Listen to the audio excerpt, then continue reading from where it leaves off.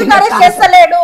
quid pro quo లేదు ఏంటండి నాకు అర్థం కాదు క్వశ్చన్ అడుగుతారు ఆన్సర్ రారా చెప్తారు మధ్యలో కూరుకొస్తారు నాకు అర్థం కాని సమస్య ఏంటంటే సార్ మీరు ఇలా కంట్రోల్ చేయకపోతే మీరు పిలవకండి సార్ ఓకే ఓకే ఆమె మాట్లాడుతారు నేను ఒకటి చెప్పేది వినండి మీరు ఆవేశపడద్దు ఆవేశం కాదు అధికారంలో ఉన్నారు మేడం క్వశ్చన్ అడగగానే మనం ఆన్సర్ చెప్పేటప్పుడు ఉండాలి ఓపిక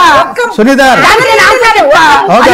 సునీత గారు మీరు ఏం అడుగుతున్నారు సంధ్యారెడ్డి గారు సమాధానం చెప్తా మీరు ఆగండి మేడం సునీత గారు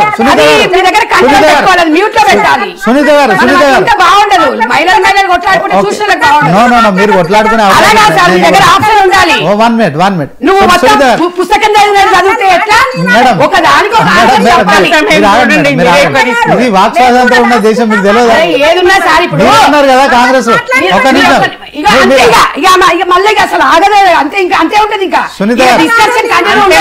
సమాధానం చెప్పారు మీరు అధికార పార్టీగా సమాధానం అడుగుతున్నారు సమాధానాలు ఎవరెవరు ప్రజలకు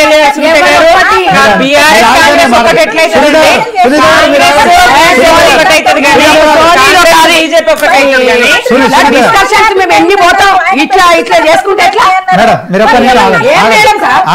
సంవత్సరాల నుంచి ఇన్వెస్టిగేషన్ జరిపిండ్రు మరి దొంగ ఎవరు అరెస్ట్ చేసిండ్రు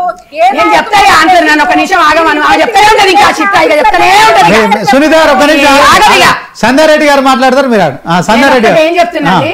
తెలంగాణలో బీజేపీ పార్టీ కేంద్రంలో అధికారంలో ఇక్కడ ఎంపీలు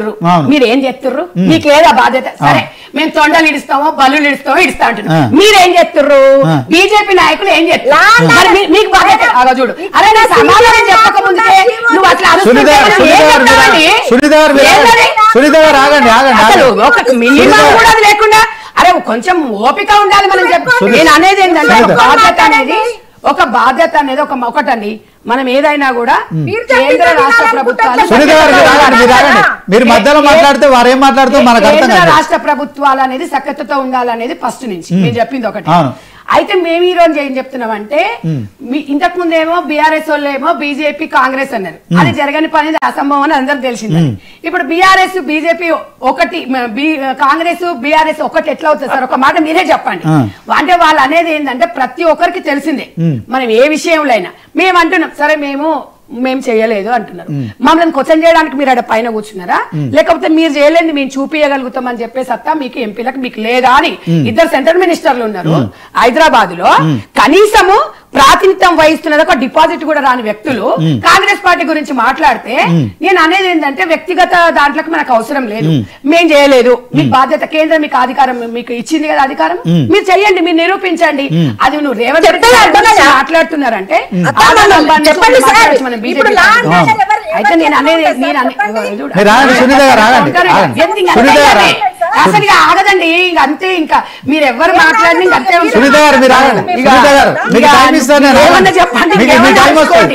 సంధ్యారెడ్డి గారు మాట్లాడిన తర్వాత మీరే మాట్లాడారు నేను అందుకే చెప్పండి అయితే నేను అనేది ఏంది సార్ అంటే ఏ విషయం ఉన్నా మీరు అధికారంలో కొంచెం జాగ్రత్త పడాలి ఎందుకంటే వాళ్ళు తొందరపడ్డట్టు మేము పడలేము మననే అంటారు కాబట్టి అందుకని ఇప్పుడు ప్రతిపక్షాలు 10 చెప్పినప్పుడు మీరు ఒక్కొక్క దానికి ఆన్సర్ చెప్పుకుంటూ వస్తాం 10 చదివి మర్చిపోతాం ప్రతి దానికి మనం జవాబు చెప్పాలి ప్రేక్షకులు చాలా తెలివైన వాళ్ళు ఎందుకంటే వీళ్ళు సమాధానాలు చెప్పలేకపోతున్నారు అంటే ప్రతి విషయానికి మా దగ్గర సమాధానం ఓకే సంధ్యారెడ్డి గారు ఇప్పుడు నేను ఒక క్వశ్చన్ అడుగుతా సునీత గారు మీరు ఒక నిమిషం సుమిత్ర గారు మీరు కూడా క్విడ్ ప్రోకో అంటే మీరు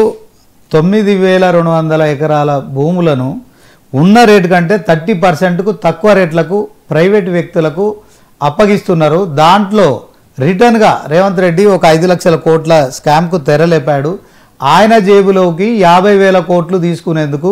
ఈ యొక్క కొత్తగా పాలసీ తీసుకొస్తున్నాడు ఇది పాలసీ కాదు ఇది ఖచ్చితంగా మరి తెలంగాణ హైదరాబాద్ భూములను అప్పనంగా కట్టబెట్టడమే అని చెప్తున్నారు ఇప్పుడు చెప్పండి ఒకటి ఇప్పుడు అప్పనంగా కట్టబెడుతుండే 50,000 కోట్లు ఆయన దగ్గరకు వచ్చినాయి అంటున్నారు కదా